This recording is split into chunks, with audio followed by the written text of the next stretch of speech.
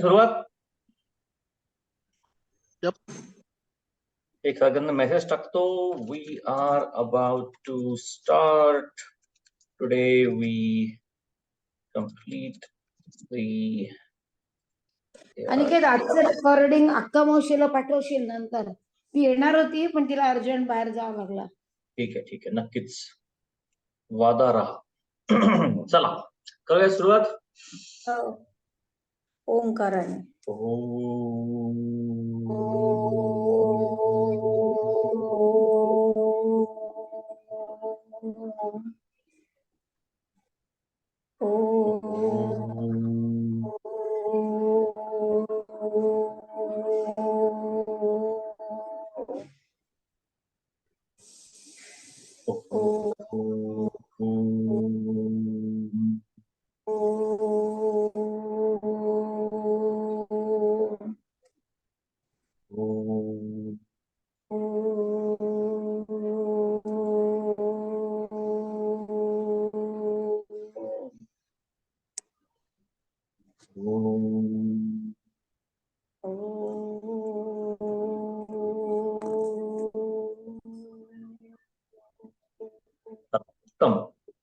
एकदम छान वाटलं. आता एक गोष्ट करायची आहे मला. फेसबुक लाईव्ह करायचा विचार होता. 1 सेकंड. Facebook continue.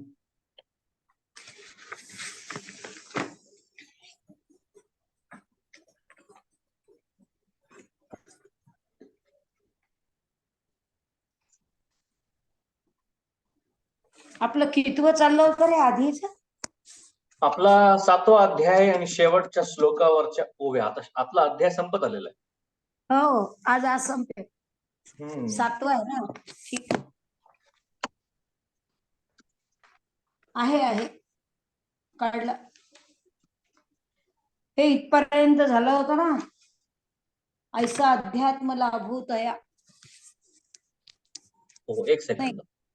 आपल्या फेसबुक वरच्या सगळ्या मित्रांना आपण शेअर करू, त्यानंतर सुरू करू. बर.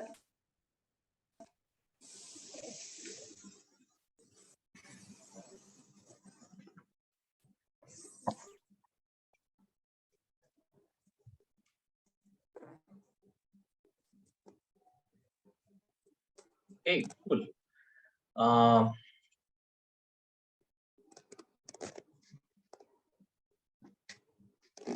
चला करायची सुरुवात. आजच्या सेशनला आपण आता सुरुवात करू. आणि आजचं जे सत्र आहे किंवा जे सेशन आहे त्यामध्ये आपण भगवद्गीतेचा 7वा अध्याय आणि त्यावर ज्ञानेश्वर माऊलींच्या लिहिलेल्या ओव्या आहेत, आपण त्या बघणार आहोत. ओ वाव. आई, मला आता काहीतरी सापडलं ज्ञानेश्वरी मध्ये. काय सांग ना. सांगतो थांब. 411 पेज वर काहीतरी सापडलं. एक सेकंड बघू मला.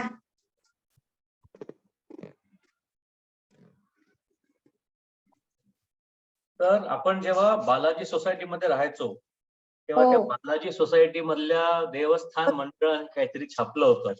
व्यंकटेश प्रार्थना. ते आता सापडली. म्हणजे 2001 किंवा 2002चं डॉक्युमेंट आहे प्रिंट केलेलं. तेव्हा मी शिकवायची ना त्या शाळेमध्ये तिथल्या. म्हणून बरोबर. सो बालक मंदिर. समीरण बालक मंदिरामध्ये. चला आता आपण जाऊयात आपल्या ओव्यांकडे. तर त्याआधी जो 7व्या अध्यायाचा जो शेवटचा जो श्लोक आहे ते शेवटचे श्लोक फार महत्वाचे आहेत. आणि तुम्हाला माहिती आहे का, पब्लिक स्पीकिंग मध्ये किंवा कुठल्याही शिकवण्यामध्ये, आता समजा मी कोणाला काहीतरी शिकवतोय आणि शिकवता मी मध्येच म्हटलं की EIBFS is something we should be doing. मग आता पुढल्या व्यक्तीला परत प्रश्न पडेल, हे आता EIBFS काय असतं, हे काही नवीन आहे का, केसला काही वेगळं आहे का? त्याचप्रमाणे एक्झॅक्टली असंच झालेलं आहे 7व्या अध्यायाच्या शेवटच्या काही श्लोकांमध्ये, ज्यामध्ये भगवंतांनी म्हटलंय स अधिभूत स अधिदैव माम स अधियज्ञम च ये विदुः प्रयाण कालेपी च मां ते विदुर्युक्त चेतसः. हा आहे 30वा श्लोक. कितवी वाचली? 30वा श्लोक. 30वा श्लोक. 30. बर. बरं, यामध्ये आता काय झालंय माहितीये का, की भगवंतांनी गेल्या 2 श्लोकांमध्ये असं समरी दिली आहे की हे जे सगळे माझे भक्त आहेत ते माझी भक्ती करतात, परंतु त्यांची भक्ती फक्त या जन्मापर्यंत शिल्लक राहत नाही, कारण त्यांच्या मरताना जो शेवटचा जो त्यांच्या मनामध्ये आलेला विचार असतो तो सुद्धा मी असतो आणि मी त्यांना हे करण्यामध्ये मदत करतो. आणि यासाठी त्यांनी हा पूर्ण श्लोक त्यांनी सांगितला. मग आता यावर अर्जुनाचा ऑब्वियस प्रश्न येणार की तुम्ही आता खूप सारे नवीन नवीन कीवर्ड सांगितले, स अधिभूत, अधिदैव, अधियज्ञ, मग ब्रह्म, हे सर्व नवीन नवीन शब्द आहेत माझ्यासाठी. सो भगवंता, मला तुम्ही पटकन सांगा की या शब्दाचा अर्थ काय आहे. तर मग आता हे सांगण्यासाठी भगवंत पुढला पूर्ण अध्याय सांगणार आहेत आणि तो पूर्ण अध्याय आणि त्या पूर्ण अध्यायामध्ये आलेले जे सगळे श्लोक आहेत, त्यातले जे विचार आहेत ते खूप सुंदर आहेत. परंतु तुम्हाला माहिती आहे का, हा 7वा अध्याय आणखी एका कारणासाठी खूप स्पेशल आहे. या अध्यायामध्ये श्रीकृष्णांनी 18 वेळा मम म्हटलेलं आहे किंवा मम असं त्यांनी त्याचं उच्चारण केलेलं आहे. म्हणजे जसं काही ते सांगतात की या सर्व ठिकाणी मी कसा आहे. एखादा व्यक्ती स्वतःला इंट्रोड्यूस करत असेल, जस्ट इमॅजिन की तुम्ही प्रत्यक्ष टाटांच्या फॅक्टरीमध्ये तुम्ही जाताय आणि रतनजी टाटा तुमच्या बाजूला उभे आहेत आणि ते तुम्हाला सांगतायत की मी ही फॅक्टरी सुरुवातीला सुरू केली होती, मग नंतर आम्ही असं असं केलं, मग आम्ही असं असं केलं, हे सुद्धा आमचंच आहे. हे सांगताना त्या रतनजी टाटांच्या मनामध्ये काही असं इगो नाहीये, पण ते स्वतःच वैभव दाखवतायत, इंट्रोड्यूस करतायत की हे सुद्धा माझं आहे, हे सुद्धा माझं आहे, असं पण मी केलेलं आहे. त्याचप्रमाणे भगवंतांनी इथे प्रत्येक ठिकाणी मम किंवा अहम या सर्व वेगवेगळ्या प्रकारचे शब्द त्यांनी इथे वापरलेले आहेत. आता यामध्ये जसं 3रा श्लोक जो तुम्ही बघाल, अध्याय 7वा त्यातला 3रा श्लोक, मनुष्याणाम सहस्रेषु कश्चिद्यति सिद्धये यततामपि सिद्धानाम कश्चिन माम वेत्ती तत्वतः. माम म्हणजे मला, म्हणजे खऱ्या अर्थाने मला जाणतील ते असं बिहेव करतील. मग हा त्यातला एक त्यातला अर्थ होता. त्याचप्रमाणे इथे पण भगवंतांनी काय म्हटलंय, माम म्हटलंय. स अधिभूत स अधिदैव माम स अधियज्ञम च ये विदुः. म्हणजे जे पुरुष अधिभूत, अधिदैव आणि अधियज्ञासह मला जाणतात ते स्वस्थ चित्ताने युक्त असलेले पुरुष प्रयाण काळीही मला जाणतात. म्हणजे प्रयाण काळ म्हणजे आपल्या मृत्यूचा जेव्हा वेळ येतो त्याला म्हणतात प्रयाण काळ, आणि त्या वेळी सुद्धा ते माझी आठवण नक्की करतात. आता यावरती माऊलींनी खूप सुंदर ओव्या लिहिलेल्या आहेत. या ओव्यांचा आपण एक एक करून बघूयात. पहिली ओवी आहे, जिही स अधिभूता माते प्रतितीचेनी हाते धरुनी अधिदैवाते शिवतलेगा जया जाणीवेचेनी वेगे मी अधियज्ञूहि दृष्टी रिगे ते तनुचेनी वियोगे विभ्रये नवती. म्हणजे शरीरासह मला अनुभवाने जाणून ज्यांनी जीवाला जाणले.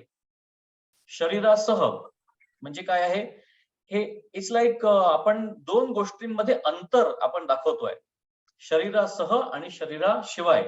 तसं शरीरासह म्हणून ज्यांनी शरीरासह मला कसं जाणलंय, फक्त पुस्तक वाचून नाही जाणलंय, फक्त जयराम जयराम करून नाही जाणलंय, अनुभवासह जाणलेलं आहे की त्यांच्याकडे रामाची भक्ती करताना रामाचा अनुभव त्यांना आला, म्हणून मला अनुभवाने जाणून त्यांनी जीवाला जाणले. मग काय झालं, या जाणीवेच्या बळावर अधियज्ञ जो मी तो अनुभवाला येतो, ते पुरुष शरीर वियोगाच्या वेळी दुःखी होत नाही. एरवी आयुष्याचे सूत्र बिघडता भूतांची उमटे खडाडता काय न मरतयाची ही चित्ता युगांतू नोहे परी नेणो कैसे पैगा जे जडोनी गेले माझी या अंगा ते प्रयाणीची या लगबगा न सांडितीची माते. म्हणजे काय, की सहज विचार केला असं दिसतं की आयुष्याची दोरी तुटली की मरणाऱ्या प्राण्याची खळबळ उडते, ती पाहून न मरणाऱ्यांच्या मनातही प्रलय काळ ओढावला असं वाटत नाही का? म्हणजे काय, माऊलींनी असं उदाहरण सांगितलंय की जो फक्त व्यक्ती मरतो आहे, फक्त तोच नाही, त्याच्या आजूबाजूला जे जे व्यक्ती उभे असतात त्यांनाही असं वाटतं की आपल्याला पण या वेदना होत आहेत की काय, किंवा त्यांच्यात या वेदना बघून आपल्याला पण अशाच वेदना होतील जेव्हा केव्हा आपण मरू, असं त्यांना वाटतं. परंतु जो व्यक्ती ज्यांनी समजा कृष्णाची भक्ती आयुष्यभर केली आहे, त्या व्यक्तीच्या शेवटी सुद्धा त्यांच्या मुखामध्ये कृष्णाचंच नाव येईल, याची खात्री कोण देत आहे? स्वतः कृष्ण देत आहे. एरवी तरी जाण ऐसे जे निपुण तेची अंतःकरण युक्त योगी. आता इथे ही जी ओवी आहे, एरवी तरी जाण ऐसे जे निपुण तेची अंतःकरण युक्त योगी. आता इथे माऊलींनी योग्यांची एक नवीन डेफिनेशन सुद्धा आपल्याला दिली आहे की ज्या योग्यांची शक्ती ते ज्या योग्यांची भक्ती इतक्या लेवलला पोचली असेल, त्यांना आपण म्हणू शकतो की ते खरोखर कोण आहेत? ते योगी आहेत असं आपण म्हणू शकतो. आणि ही जी 83 नंबरची जी ओवी आहे, या मला वाटतं 183 क्रमांकाच्या ओवीवर हा अध्याय संपला. त्या श्लोकाचा 30व्या श्लोकाचा अर्थ या 80 क्रमांकाच्या 80 नाही, थांबा, 83 जी ओवी आहे तिथे हा अर्थ थांबला. आता इथनं पुढे माऊलींनी 8व्या अध्यायाचं बिल्डअप करायला सुरुवात केली आहे. ते कसं केलंय? ते म्हणतात तव ये शब्द कुपिके तळी. जसं शब्दांचे नळ उघडलेला आहे, त्यातनं खूप सारे सुंदर शब्द पडतायत. न आवडेची अवधानाची अंजुळी, त्यांनी अवधान किंवा लक्षरूपी ओंजळ त्यांनी त्या पाण्याखाली धरलेली नाही. त्यामुळे काय झालं? जे नावेक अर्जुन तिये वेळी मागाची होता, की इथे भगवंतांनी अमृत वर्षाव करायला सुरुवात केलाय, पण अर्जुनाची अजून ओंजळी त्यांनी पुढे केलेली नाही. कुठली ओंजळी? अवधानाची. म्हणजे अर्जुनाचं लक्ष आता त्याच्या पुढल्या प्रश्नाकडे जात होतं की याचा अर्थ काय असू शकतो. म्हणून ते सुद्धा भगवंतांनी जाणलं की आता याचं लक्ष इथे नाहीये. जेथ तद ब्रह्म वाक्य फळे, जिये नाना अर्थ रसे रसाळे, बहकता ती परिमळे भावाचेनी. आता इथे सुंदर बघा, इथे माऊलींनी खूप छान वर्णन केलेलं आहे एका फळाचं. माऊलींनी एका फळाचं इथे वर्णन केलेलं आहे.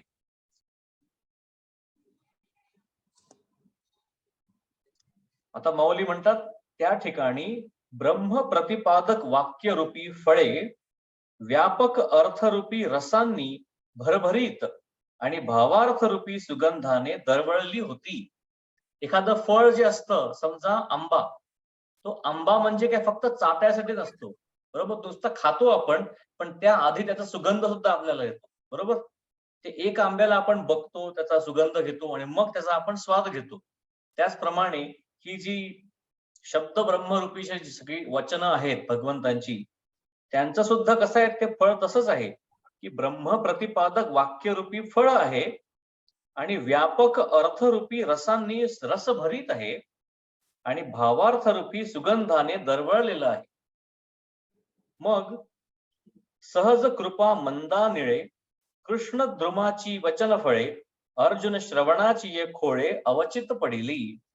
म्हणजे अशी ही कृष्ण रूप वृक्षाची वचनरूपी फळे. आता इथे उपमा काय आहे?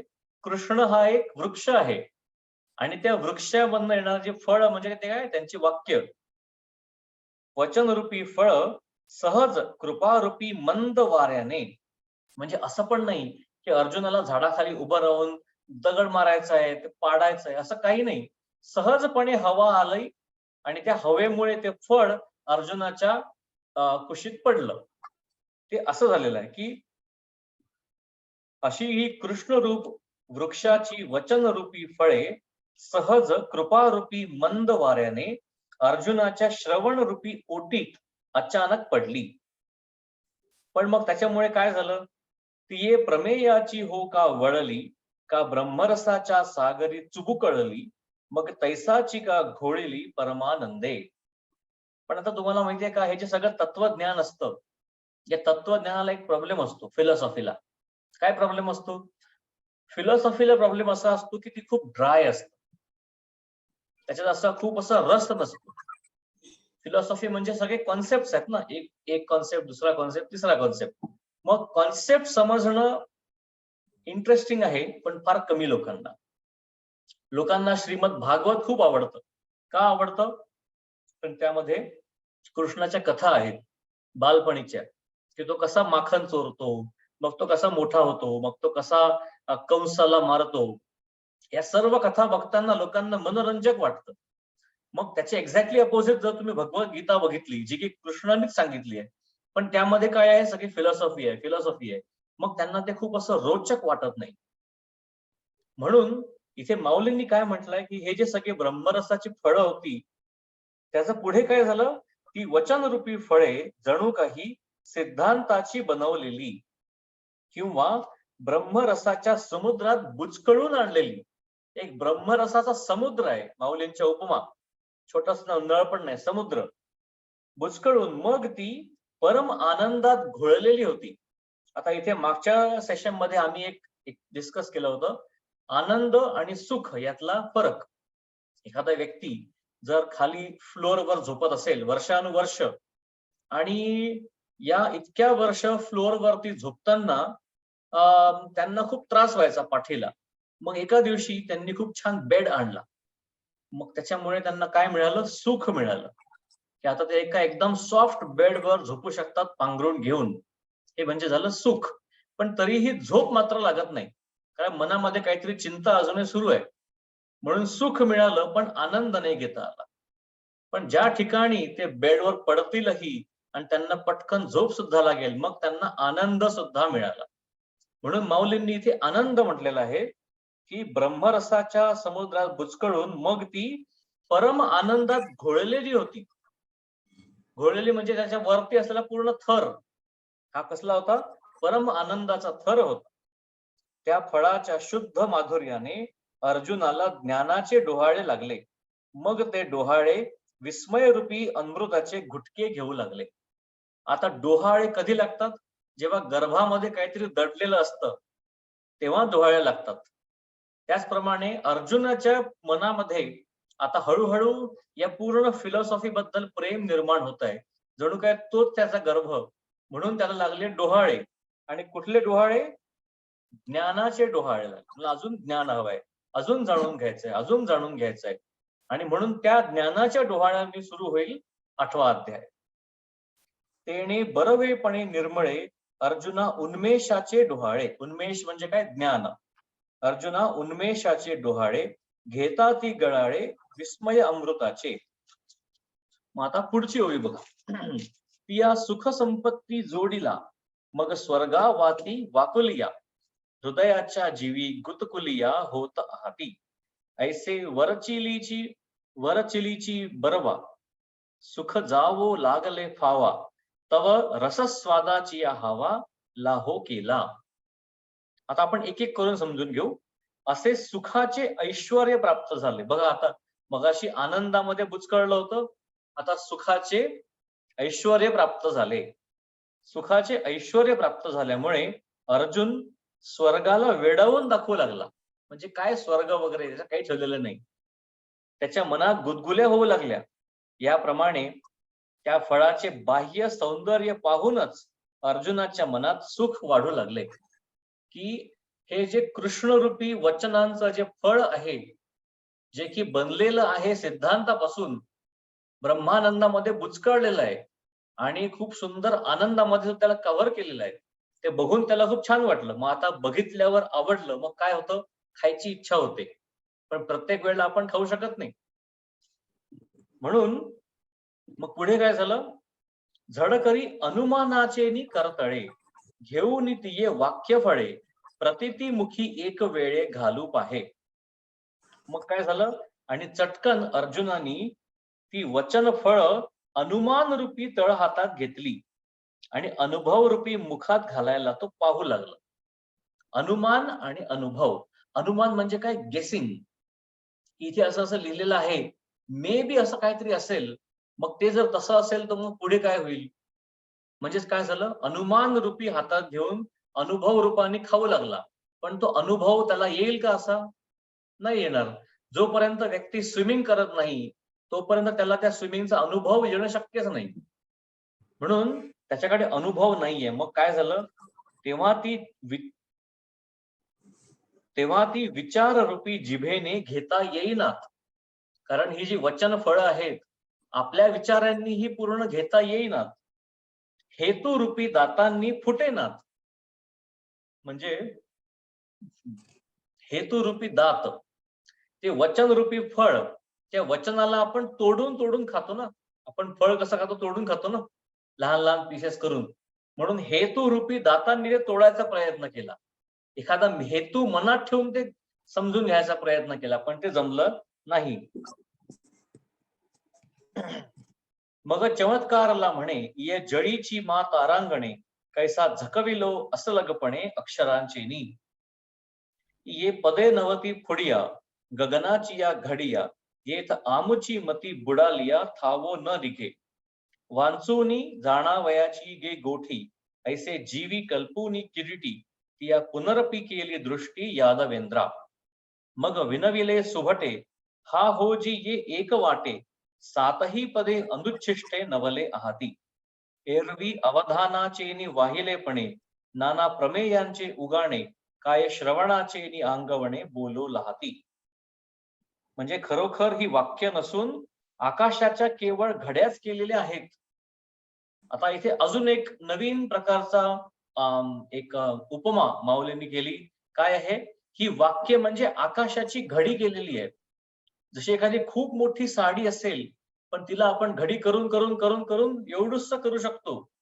मग ती साडी दिसायला आहे एवढूशी, पण जेव्हा उलगड करतो त्यावेळेला काय होतं? आकाशा एवढी होऊ शकते. अशी ही कृष्णांची वाक्य आकाशा एवढी मोठी होऊ शकतात.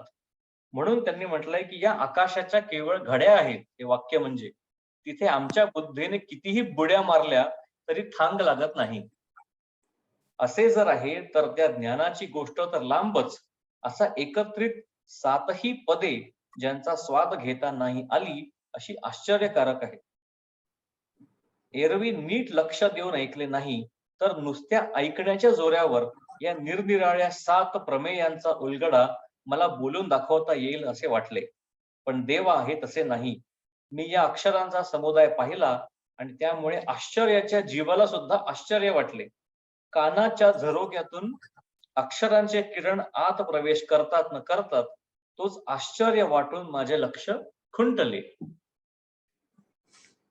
परी तैसे हे नोहोची देवा, देखिला अक्षरांचा मेळावा आणि विस्मयाची या जीवा विस्मयो झाला. आता इथे यांनी 7 खूप वेळा म्हटलंय. असं का म्हटलं असेल? Can anyone guess? काय? त्यांनी 7 हा क्रमांक 2-3 वेळा म्हटलाय माऊलींनी. 7ही पदे अनुच्छिष्टे नवले आहाती. हे त्यांनी 7 का म्हटलं असेल परत परत? 7 जन्म आहे, 7 आश्चर्य आहे, असंही लावलं असेल. अनुभवा. नाही. कुठला अध्याय सुरू आहे आपला? कितव्या नंबरचा अध्याय सुरू आहे? 7वा. 7वा अध्याय सुरू आहे. म्हणून माऊली म्हणतायत की पहिल्या अध्यायापासून 7व्या अध्यायापर्यंत जो हा अक्षरांचा मेळावा आहे, हे जेव्हा माझ्या कानात गेले तेव्हा माझ्या मनामध्ये इतकं आश्चर्य झालं की आश्चर्याला सुद्धा आश्चर्य वाटलं. असं माऊलींनी 7ही अध्याय एकत्र आणलेत एकाच ओळीमध्ये. तर कानाचेनी गवाक्षरे, गवाक्षद्वारे, कानाचेनी गवाक्षद्वारे म्हणजे झरोका, बोलाचे रश्मी अभ्यंतरे, बोलाचे रश्मी म्हणजे किरण, बोलाचे रश्मी अभ्यंतरे, पाहे ना तव चमत्कारे अवधान ठाकले. ते देवीची अर्थाची चाड मज आहे, ते सांगताही वेळू नस आहे, म्हणून निरूपण लवल आहे की जो देवा. ऐसा मागील पडताळा घेऊनी, पुढा अभिप्राय दिठी सुनी, देवीची माझी शिरवणी आरती आपुली. कैसी पुसती पाहे पा जाणीव, भिडेची तरी लंघो नेदी शिव, एरवी श्रीकृष्ण हृदयाशी खेव, देवो सरला. म्हणजे काय? देवा, मला याचा अर्थ समजून घेण्याची इच्छा आहे, गेलेला वेळही सहन होत नाही, म्हणून देवा लवकर सांगा. याप्रमाणे देवांनी मागे काय सांगितले याचा आढावा घेऊन आणि पुढील अभिप्रायावर दृष्टी ठेवून आणि मध्येच आपली इच्छा दाखवून अर्जुनाचे प्रश्न विचारायचे चातुर्य कसे आहे पहा. त्यांनी काय केलंय? मागे काय सांगितलं याचा आढावा घेतला, पुढील काय सांगणार आहे याच्यावर दृष्टी ठेवली आणि दोघांच्या मध्ये आपली इच्छा ठेवली. मर्यादेचे उल्लंघन न करता त्यांनी श्रीकृष्णाच्या अंतःकरणाला आलिंगन दिले. अहो श्री गुरु ते जय पुसावे, तै येणे माने सावध होवावे, हे एकची जाणे आघवे सव्यसाची. आता तयाचे ते प्रश्न करणे, वरी सर्वज्ञ श्री हरीचे बोलणे, हे संजयो आवडेलपणे सांगेल कैसे. तिये अवधान द्यावे गोठी, बोलिजेल नीट मराठी, जैसी कानाचे आधी दिठी उमेगा जाये. म्हणजे अहो श्री गुरूंना जेव्हा विचारायचे असेल त्यावेळी किती सावध असावे लागते ते कसं, हे एका अर्जुनालाच माहिती. आता त्या अर्जुनाचा प्रश्न आणि त्यावर श्रीकृष्णांचे उत्तर हा प्रकार संजयाला आवडल्यामुळे तो कशा प्रेमाने सांगेल ते सुद्धा बघा. ते सरळ नीट मराठी भाषेत सांगितले जाईल आणि त्या निरूपणाकडे लक्ष द्या. ते एवढेच लक्ष द्या की कानांच्या अगोदर दृष्टीला अर्थ दिसेल. हे पण वाक्य आपण मागच्या वेळी डिस्कस केलं होतं की कानांच्या अगोदर दृष्टीला अर्थ दिसेल. म्हणजे काय की तुम्ही जरी वाचताय तर तुम्ही वाचताना तुम्ही मोठ्याने वाचाल आणि मग ते तुमच्या कानांना ऐकू येईल, पण त्या आधी मोठ्याने वाचताना डोळ्यांना आधी दिसेल ना. म्हणून हे सगळे श्लोक डोळ्यांना दिसतील आणि दिसल्याबरोबर त्यातला अर्थ पुढे आपल्या निर्माण होईल, आपल्या समोर येऊन उभा राहील कानांना पोचायच्या आधी. म्हणून तिये अवधान द्यावे गोठी, बोलिजेल नीट मराठी, जैसी कानाचे आधी दिठी उमेगा जाये. उमेगा म्हणजे इथे डोळे. बुद्धीची या जिभा, बोलाचा न चाखता गाभा, अक्षरांची या भांबा, इंद्रिये जिती. म्हणजे काय? बुद्धीच्या जिव्हेने शब्दांचा अर्थ न चाखता केवळ अक्षरांच्याच सौंदर्याने इंद्रिये जगतील. म्हणजे तुम्हाला भलेही त्याचा अर्थ नाही कळला, ते ज्ञानेश्वरीमध्ये काय लिहिलंय किंवा त्या श्लोकांमध्ये काय आहे, पण ते इतके सुंदर शब्द असतील की त्यांचं सौंदर्य बघून तुम्हाला इतकं छान वाटेल, असं सुद्धा माऊलींनी इथे म्हटलेलं आहे. पहा पा मालतीचे कणे, घ्राणासी कीर वाटले परिमळे, परी वरचिया बरवा काही डोळे, सुखिये नव्हती तैसे देशीयेचिया हवावा, इंद्रिये करेती राणीवा, मग प्रमेयाचिया गावा ऐसा लाईजे. म्हणजे काय? त्याप्रमाणे मराठी भाषेच्या सौंदर्याने इंद्रिय राज्य करतील, मग त्यांना सिद्धांताच्या गावाला लवकर जाता येईल. ज्या बोलण्याने, आता पुढचं सगळ्यात शेवटची ओवी, ऐसी नागरपणे, ऐसेनी नागरपणे, बोलू निमे ते बोलणे, ऐका ज्ञान देव म्हणे निवृत्तीचा. म्हणजे ज्या बोलण्याने बोलणे मावळते अशा प्रकारचे सुंदर बोल मी बोलेन, ते तुम्ही ऐका, असे श्री निवृत्ती दास ज्ञानेश्वर महाराज म्हणतात. अथ 7वा अध्याय आपला इथे संपला. तर आपण, मला वाटतं सगळ्यांनी मिळून जे प्रत्येक अध्यायाच्या शेवटी एक श्लोक असतो, आपण तो म्हणूया. मी आज काही असं एक नाव पण, याला एक नाव पण असतं, पुष्पिका. आय थिंक याला पुष्पिका म्हणतात या श्लोकाला. वसुदेवजी, यू कॅन कन्फर्म. बरोबर आहे का? हो बरोबर आहे. याला पुष्पिका म्हणतात. मग सगळ्यांनी मिळून म्हणूया पुष्पिका इति. जो श्लोक इति पासून सुरू होतो तो एकदा वाचून घेऊयात. सगळ्यांनी वाचून घ्या. आपण 1, 2, 3 वर एकत्र म्हणू. वाचलं? हो. हो. कांचनताई? हो शेवटचा ना. शेवटचा. इति श्रीमद इति. भगवद्गीतासु. चला 1, 2, 3. इति श्री ज्ञानदेव विरचितायां उपनिषत्सु ब्रह्मविद्यायां योगशास्त्रे श्रीकृष्णार्जुन संवादे ज्ञान विज्ञान योगो नाम सप्तमोऽध्यायः. एक काम करा, सगळ्यांनी माझ्या मागे म्हणा. मी म्हणतो नंतर तुम्ही म्हणा, म्हणजे एकत्र म्हणता येईल आपल्याला. म्हणा. इति श्रीमद भगवद्गीतासु उपनिषत्सु ब्रह्मविद्यायां योगशास्त्रे श्रीकृष्णार्जुन संवादे ज्ञान विज्ञान योगो नाम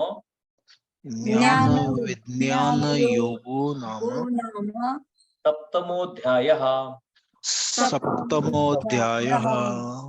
श्रीकृष्णार्पणमस्तु. श्रीकृष्णार्पणमस्तु. आणि आता आपण जाऊयात 8व्या अध्यायावरती. तर 8वा अध्याय, जो 8वा अध्याय आहे त्याचं नाव आहे ब्रह्माक्षर निर्देश योग. आणि हा 8व्या अध्यायामध्ये पहिल्या 2 श्लोकांमध्ये अर्जुनानी 7 प्रश्न विचारले. किती विचारलेत? 7 प्रश्न. आणि या 7ही प्रश्नांची उत्तर देताना भगवंतांनी पहिल्या काही प्रश्नांची उत्तरं तर एकदम पटपट एकदम टेक्निकली दिलेली आहेत. पण जो शेवटचा प्रश्न आहे की मरताना लोकांना मी कसा आठवतो, याबद्दल भगवंतांनी इतकं छान डिस्क्राईब करून सांगितलंय. आणि या 8व्या अध्यायाची अजून एक ब्युटी असं आहे की तुम्ही बघाल की आतापर्यंत अर्जुनाने विचारलेले सगळे प्रश्न कसे होते? टेक्निकल प्रश्न होते. की ब्रह्म म्हणजे काय असतं, मग मी भक्ती कशी करावी, मी कर्म करू की हे करू, किंवा मी ज्ञान करू, किंवा मी वैराग्य कसा बनवू, योगी म्हणजे काय असतं, हे सगळे प्रश्न अर्जुनाने विचारले आहेत. कसे विचारले असतील तर एखाद्या लहान बाळाप्रमाणे विचारले. तसं एखादं लहान बाळ विचारतं ना की हे मोठी बस जाते, ही स्कूल बस आहे का, मग मी या बसने यायचं असतं का, किंवा मग हे अंकल काय करतात, ते काय करतात. हे 8व्या अध्यायापर्यंत किंवा 7व्या अध्यायापर्यंत या सर्व गोष्टी बाहेरच्या सगळ्या ज्ञान बद्दल सुरू होतं. आता हा जो 8वा अध्याय आहे, इथून भगवंतांनी जे ज्ञान सांगितलं त्यानंतर अर्जुनाचे हे सगळे प्रश्न संपले. आता इथनं पुढे जे अर्जुन प्रश्न विचारेल 9व्या अध्यायापासून, ते सगळे असेल त्यांच्याबद्दल, कृष्णाबद्दल, की तुम्ही कसे आहात, तुम्ही कुठे कुठे आहात, तुमची रूप मी कुठे कुठे बघू, मग तुमची ही सर्व रूप मला एकत्र बघता येतील का.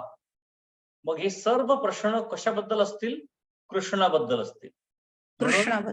म्हणून अर्जुनाची जी दृष्टी होती, जी आतापर्यंत तो आजूबाजूला सगळं बघत होता, आता त्याला कळलं की हे सगळं तर कृष्णामध्येच आहे. म्हणून पुढले सगळे अध्याय हे कृष्णाबद्दल असतील किंवा त्या भगवंताबद्दल असतील.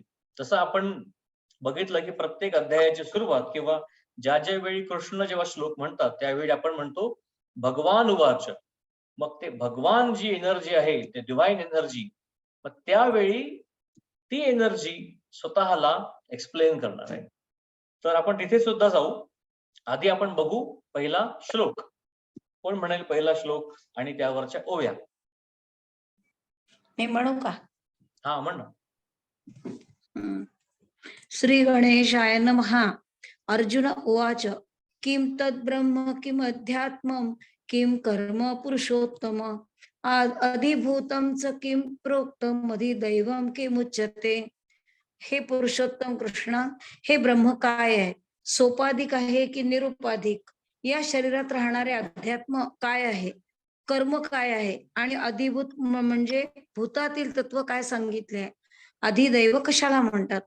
मग अर्जुन म्हणितले, हा हो जी अवधारिले जे म्या पुसिले ते निरूपिजो.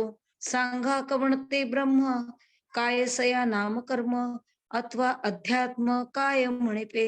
अधिभूत तै कैसे एथ अधिदैवते कवणासे. हे उघड मी परियेसे ऐसे बोला. एवढंच वाचायचं आहे ना. बरोबर. आता कोणीतरी पुढला पण श्लोक म्हणा, दुसरा श्लोक आणि त्यावरच्या ओव्या. कांचनताई म्हणतेस का?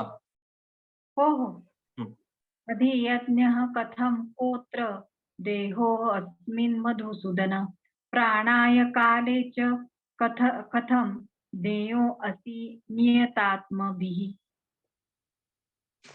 श्लोक. हे मधुसूदना, यातील अधियज्ञ कोणता, त्याचे चिंतन कसे करावे, तो या देहात आहे की कोठे, आणि मरणाच्या वेळी शांतचित्त पुरुषाकडून तू कसा जाणण्यास योग्य आहेस. देवा अधियज्ञ तो काही कवण पा ये देही. हे अनुमानासी काही दिठी न भरे, आणि नियता अंतःकरणी तू जाणी जशी देह प्रयाणी. ते कैसोने हे शांक पाणी परिसवा माते. देखा धवळारी चिंतामणी मणीचा, जरी पहुडला होय दैवाचा, तरी वोसणताही बोलू तयाचा सोपू न वचे. तैसा अर्जुनाचिया बोलासवे, आले तेची म्हणितले देवे. ते परियेसे गा परवे, जे पुसले तुवा. किरीटी कामधेनूचा ताडा, वनपतरूचा आहे मांदोडा. म्हणून मनोरथ सिद्धीचिया चाडा, तो नवल मोहे. श्रीकृष्ण कोपोनी जाती मारी, तो पावे परम साक्षात्कारी. मग कृपेने उपदेशू करी, तो कैशा परी न पवेल. जै कृष्णाची होई जे आपण, तै कृष्ण होय आपुले अंतःकरण. मग संकल्पाचे अंगण वोळगती सिद्धी. परी ऐसे जे प्रेम, ते अर्जुनीची अति निस्सीम. म्हणून तयाचे सदा या कारणे श्री अनंते, ते मनोगत तयाचे सुचते. होईल जाणूनी आईते, वगरुनी ठेविले. जे अपत्य स्थानी भूमी निघे, तयाची भूक ते मायेची लागे. एरवी ते शब्द काय सांगे, मग स्तन्य देव येईल. म्हणून कृपाळू वा गुरुची या ठाई, हे नवल नोहे काही. परी ते असो आई का काही, जे देव बोलते. थँक्यू. आता आपण आधी पहिला श्लोक बघूयात. पहिला श्लोक आहे, आता बघा, एरवी काय असतं की आता या आधीचे जे श्लोक होते त्या सर्व श्लोकांमध्ये किंवा आधीच्या जे अर्जुनाचे प्रश्न जे श्लोक होते, तुम्ही ते श्लोक जर बघाल तर तुम्हाला असं कळेल की अर्जुनाची प्रश्न विचारायची एक पद्धत होती. आता बघा, आधीचा मी 7व्या अध्यायातला अर्जुनाचा प्रश्न.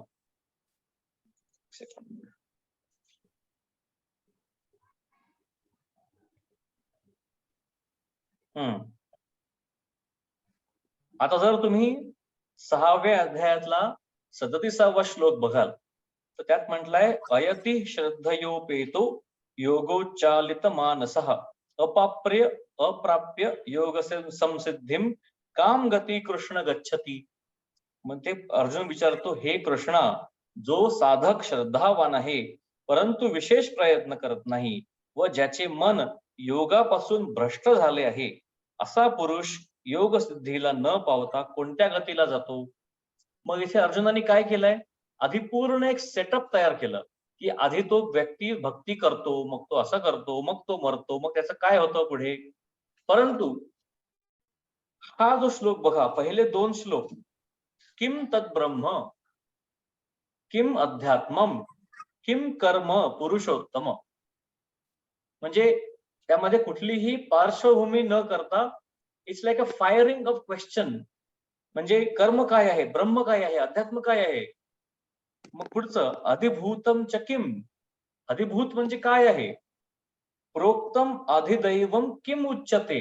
याला कशाला म्हणतात की प्रोक्तम अधिदैवम? प्रोक्त म्हणजे बोललं जातं ते. मग अधिदैव कशाला म्हटलं जातं? मग पुढच्या श्लोकात म्हटलंय अधियज्ञ कथम कोत्र. अधियज्ञ म्हणजे कुठे असतो हा सगळा? मग देहेस्मिन मधुसूदन प्रयाण काले च कथम ज्ञेयोसी नियतात्मभी. मग आता यामध्ये बघाल की पहिल्या श्लोकामध्ये किम तद्ब्रह्म पहिला, किम अध्यात्मम दुसरा, किम कर्म तिसरा, 3 प्रश्न झाले. आणि शेवटी म्हटलंय पुरुषोत्तम. आता हे पुरुषोत्तम म्हणजे काय? एक अर्थ म्हणजे जो उत्तम पुरुष तो म्हणजे कोण? पुरुषोत्तम. दुसरा अर्थ काय असतो की आपण जेव्हा इंग्लिश भाषेमध्ये किंवा मराठी भाषेमध्ये आपण म्हणतो, किंवा आता बघा इंग्लिशमध्ये एक असतो थर्ड पर्सन, की तुम्ही आहे, मी आहे, आणि अजूनही काही लोक दुसरीकडे कुठेतरी आहे, ते थर्ड पर्सन मध्ये आपण त्यांना बोलतो. दुसरं असतं तुम्ही माझ्याशी बोलतायत, सेकंड पर्सन. आणि तिसरं असतं मी स्वतःबद्दल बोलतोय. मग तृतीय, मग द्वितीय आणि उत्तम. मग हा जो उत्तम पुरुष, तृतीय पुरुष आणि द्वितीय पुरुष आणि उत्तम पुरुष. उत्तम पुरुष म्हणजे स्वतःबद्दल आपण जेव्हा बोलतो त्याला उत्तम पुरुष म्हणतात. हे झालं संस्कृतचं व्याकरण. तर आता यामध्ये अर्जुन विचारतो आहे कोणाबद्दल? द्वितीय पुरुषाबद्दल, म्हणजे कृष्णाबद्दल विचारतो की तुम्ही मला सांगा की कर्म म्हणजे काय, अध्यात्म म्हणजे काय. परंतु त्यांना म्हणताना भावना अशी आहे की तुम्ही आणि मी एकच आहे, म्हणून तो आहे उत्तम पुरुष, म्हणून पण आहे तो पुरुषोत्तम. त्याच्या मागची ही सुद्धा एक भावना, आणि ही आपल्याला माऊलींच्या ओव्यांमध्ये सुद्धा दिसून येईल. मग आता माऊलींच्या याच्यावरती ओवी बघूयात, पण पुढचा second half of the first श्लोक आधी बघू. अधिभूतम चकिम प्रोक्तम अधिदैवम किमुच्यते. म्हणजे फर्स्ट हाफ आहे अधिभूतम च किम प्रोक्तम, मग आहे अधिदैवम किमुच्यते. की अर्जुन म्हणाला हे पुरुषोत्तमा, ते ब्रह्म म्हणजे काय, अध्यात्म म्हणजे काय, कर्म म्हणजे काय, अधिभूत कशाला म्हणतात आणि अधिदैव कशाला म्हणतात, हे सगळे प्रश्न त्यांनी विचारले. मग आता याच्यावरती माऊलींची ओवी बघा. मग अर्जुने म्हणितले हा हो जी अवधारिले, जे म्या पुसिले ते निरूपिजे. अर्जुन म्हणाला अहो महाराज ऐकलं का, जे मी विचारलं ते सांगा. आता मी काय विचारतो ते ऐका. सांगा कवण ते ब्रह्म, काय सया नाम कर्म, अथवा अध्यात्म काय म्हणिपे, अधिभूत ते कैसे, एथ अधिदैव ते कवण आहे, हे उघड मी परी येसे ऐसे बोला. आता इथे परत अर्जुनाचा प्रश्न कसा आहे, मला कळेल असं बोला. ते म्हणतात की ब्रह्म कोणते, कर्म कशाचं नाव आहे, आणि अध्यात्म म्हणजे काय, अधिभूत म्हणतात ते काय आहे आणि ते कसे आहे, आणि यात अधिदैव ते कोण, हे मला स्पष्ट समजेल असे सांगा. मग आता यावरती दुसरा श्लोक. अधियज्ञ कथम कोत्र देहेस्मिन मधुसूदन. आता अधियज्ञ अर्जुनाने म्हटलंय हा कुठे आहे? देहेस्मिन, देहाच्या आत. देहाच्या आत हा अधियज्ञ म्हणजे कुठला? आणि प्रयाण कालेच कथम ज्ञेयोसी नियतात्मभिः, की अंतःकरण निग्रह केलेले योगी मरण समयी तुला कसे काय जाणतात ते सुद्धा तुम्ही मला सांगा. मग आता माऊलींची ओवी बघा. देवा अधियज्ञू तो काही, कवणपा इये देही, हे अनुमानासी काही दिठी न भरे. मग देवा अधियज्ञ तो काय आहे आणि तो या देहात तो कोण आहे, हे तर्कानं पाहिली तर नीट लक्षात येत नाही. म्हणून आता देवाला बाहेर बघायचं की देवाला आत बघायचं की आपल्या आजूबाजूला बघायचं, हा अर्जुनाचा परत एक एलॅबोरेट प्रश्न. आणि नियता अंतःकरणी तू जाणी जशी देह प्रयाणी. आता ही जी सिच्युएशन आहे की देहाच्या शेवटीच्या काळी त्याला भगवंत आठवतात, हे कोणासाठी होतं? जे नियतः अंतःकरणी, ज्यांना अंतःकरणाचं नियमन जमलं आहे ते, म्हणजे ज्यांचा मनावर ताबा आहे, ज्यावरती मनावर कृष्णाचा ताबा आहे, की मन म्हटलं की कृष्ण तिथे आलेच, अशी ज्यांची अवस्था आहे, अशा लोकांना देहांच्या शेवटी जेव्हा ते मरतील त्यावेळी नक्कीच त्यांची आठवण होते. आणि हे सुद्धा कसं होतं ते सुद्धा याला ऐकायचंय अर्जुनाला. आणि नियता अंतःकरणी तू जाणीजसी देह प्रयाणी, हे कैसे नि हे शारंग पाणी परिसवा माते. आता इथे माऊलींनी कृष्णाला कुठलं नाव दिलंय? शारंग पाणी. शारंग पाणी. आता हा शारंग म्हणजे काय? शारंग होता एक धनुष्य, आणि त्याच्या सोबत आणखी एक धनुष्य बनवला होता, तो होता शिवासाठी, जो रामांनी भंग केला होता. त्या धनुष्याचं काय नाव होतं? कोदंड. नाही, कोदंड नाही आहे नाव. कोदंड नव्हतं, शिवधनुष्य होतं ना, शिवधनुष्य. धनुष्य सांगितलेलं. पण शिवधनुष्य, पण त्याचं पिनाक. नाव शिवधनुष्य सुद्धा नाहीये. होतं का पिनाक? पिनाक पिनाक. पिनाक पिनाक, पिनाक, बरोबर. म्हणून शारंग आणि पिनाक. तर ही स्टोरी ऍक्च्युली रामायणातली स्टोरी आहे, की खूप करोडो वर्ष आधी, युगायुगांच्या आधी, विष्णू आणि शिवा या दोघांचं एक बोलणं, की दोघांमध्ये जास्त पॉवरफुल कोण. मग त्यासाठी एकमेकांसमोर उभे राहिले, आणि मग त्यांच्यासाठी विश्वकर्म्यांनी हे दोन दिव्य धनुष्य बनवले. मग त्या दोन दिव्य धनुष्यांनी त्यांनी खूप एकमेकांवर प्रहार केले, परंतु शेवटी विश्व संपायला येईल असं वाटलं, परंतु अजूनही कोणीही जिंकेल असं वाटत नव्हतं. मग सगळ्यांनी विनंती केली, म्हणून त्यांनी ते युद्ध थांबवलं. मग असं केलं की हे जे धनुष्य आहेत हे खूप जास्त पॉवरफुल आहेत, हे आपण कोणाच्याही हातात, चुकीच्या व्यक्तीच्या हातात पडले तर नक्कीच तो विनाश करेल. म्हणून ते कोणाला दिले होते? पिनाक धनुष्य कोणाकडे होता? अर्जुन. दशरथाकडे. दशरथ आणि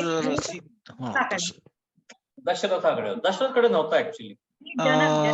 जनक. सीतेचे वडील. त्यांचं नाव काय? जनक. जनक. जनक, बरोबर. म्हणून तो पिनाक धनुष्य होता जनककडे, बरोबर. आणि जो दुसरा धनुष्य होता शारंग, तो मात्र विष्णूकडेच होता. पण आता जो विष्णू शारंग धनुष्याला धरून सगळ्यांवर नियमन करू शकतो, अशा विष्णूचा अवतार कोण? कृष्ण.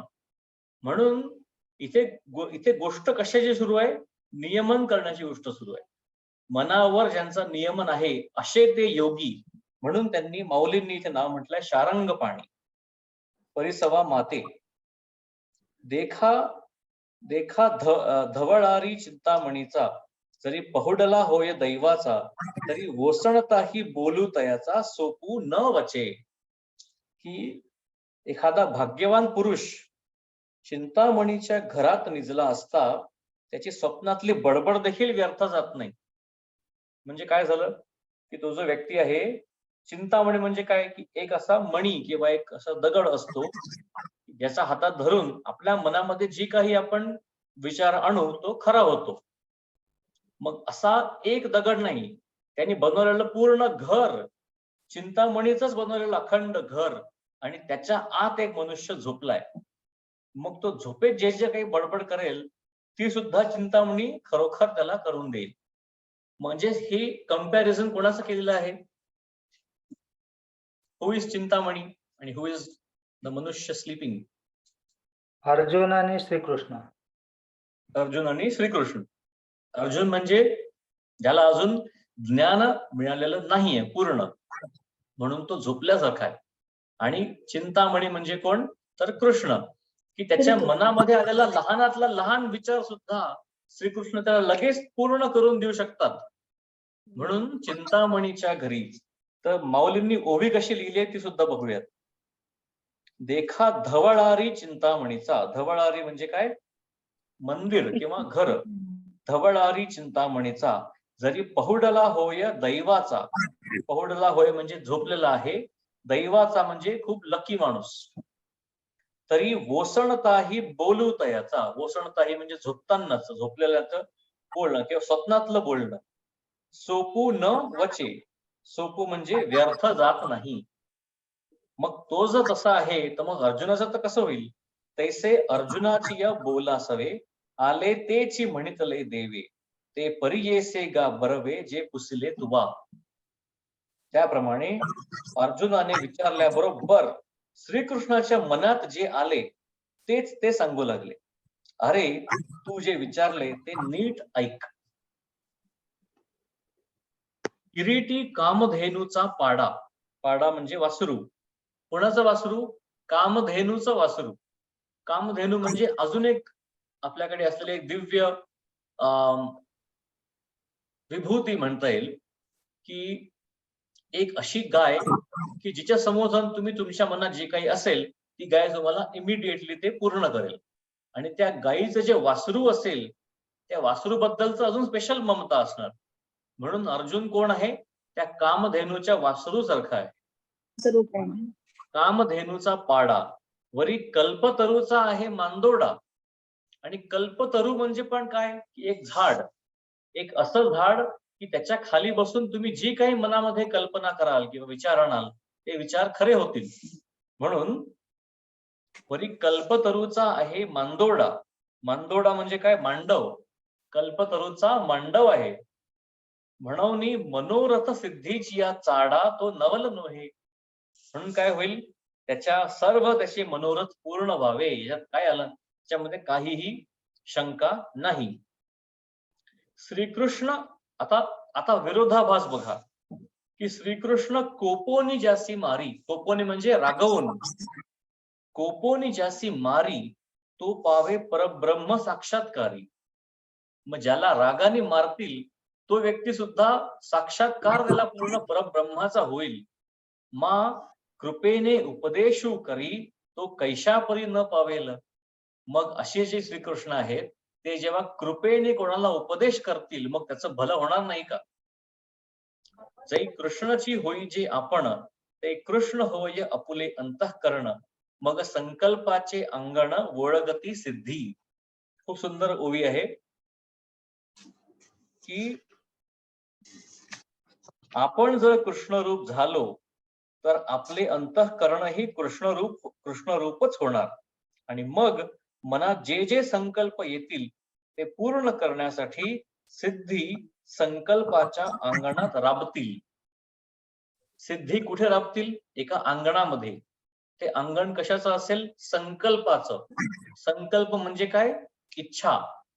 तुमच्या मनात जी इच्छा येईल ती पूर्ण करण्यासाठी सगळ्या सिद्धी प्रयत्न करतील, राबतील. म्हणून संकल्पाची या सिद्धी. पण हे कधी होईल? जै कृष्णाची होई जे आपण, ते कृष्ण होय आपुले अंतःकरण.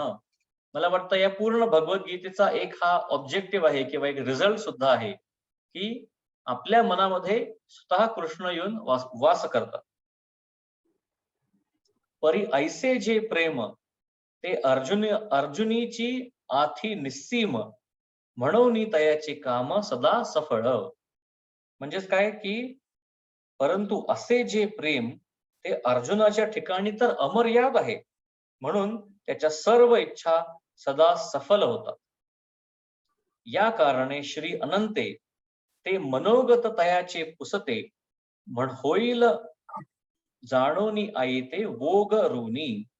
वोगरुनी ठेविले ते अपत्य नाथी हुनी निगे, तयाची भूक ते मातेसीची लागे, एरवी ते शब्दे काय सांगे, मग स्तन्य दे येरी. म्हणजे काय? की यासाठी भगवंतांनी अर्जुनाचे विचारण्याचे मनोगत ओळखून त्या अगोदरच त्याच्या पुढे उत्तर रूपी ताट वाढून ठेवले. की जसं एखादा छोटस बाळ शाळेतनं घरी आलं, आईला माहिती असतं की आता याला किंवा हिला भूक लागलेली असणार आहे. मग त्यांच्या सांगायची पण गरज नाही. येताना चेहरा बघितलेला असतो भूक लागलेली आहे, मग आल्याबरोबर समोर ताट ठेवतं, म्हणायच्या सुद्धा आधी. तसंच अर्जुनाने उत्तरांचं ताट करून तयार ठेवलं होतं. फक्त कृष्णाने ताट करून तयार ठेवलं होतं. अर्जुनाला फक्त विचारायची देरी होती. कारण स्तनपान करणारे बालक पोट भरण्यापूर्वीच थांबले तर त्याची भूक आईला मात्र समजते. एरवी त्यांनी मला भूक लागली आहे हे शब्दाने सांगितल्यावर का ती पाजते? म्हणून कृपाळुवा गुरुची या ठाई. तर हे सगळे जे उपमा, या सगळ्या ज्या उपमा होत्या, या कोणासाठी होत्या? गुरूंसाठी होत्या. कारण तुम्ही बघाल की या पूर्ण अध्यायाच्या सुरुवातीपासून माऊलींनी गुरूंचं स्तवन नव्हतं केलं. मग गुरूंचं स्तवन कसं नाही करणार अध्यायाच्या सुरुवातीला? म्हणून मग लगेच त्यांनी गुरूंना सुद्धा आणलेलं आहे इथे. त्यांनी म्हटलंय म्हणून कृपाळुवा गुरूंच्या ठाई, हे नवल नो हे काही, परी ते असो आपका काही, जे देव बोलते झाले. म्हणून कृपाळू गुरुच्या बाबतीत हे काही आश्चर्य नाही, पण ते असो, देव जे काही बोलले ते ऐका. आता देव काय बोलतील हे आपण पुढल्या सेशन मध्ये बघूयात. तर पुढलं सेशन आपलं होईल पुढल्या मंगळवारी, कारण मी या गुरुवारी परत ट्रॅव्हल करतोय. तर आपण पुढल्या मंगळवारी भेटू. आणि तिसरा श्लोक, आणि त्यावरती बघा माऊलींनी 16 पासून ते 19-29 पर्यंत म्हणजे जवळपास 14 ओव्या त्यांनी लिहिलेल्या आहेत. म्हणून या सर्व ओव्या आणि हा जो तिसरा श्लोक, ज्यामध्ये ब्रह्म काय आहे, अध्यात्म काय आहे, ब्रह्माची स्वरूप स्थिती काय आहे, आणि भूत मात्र इत्यादी पदार्थांची उत्पत्ती कशी होते, या सर्व गोष्टी आपण बघणार आहोत. हा जो 8वा अध्याय आहे, हा 8वा अध्याय म्हणजे इट्स लाईक प्युअर फिलॉसॉफी, की भगवंतांनी लिहिलेली प्युअर फिलॉसॉफी सगळी या 8व्या अध्यायामध्ये आहे, आणि याचा आपण अभ्यास करणार आहोत.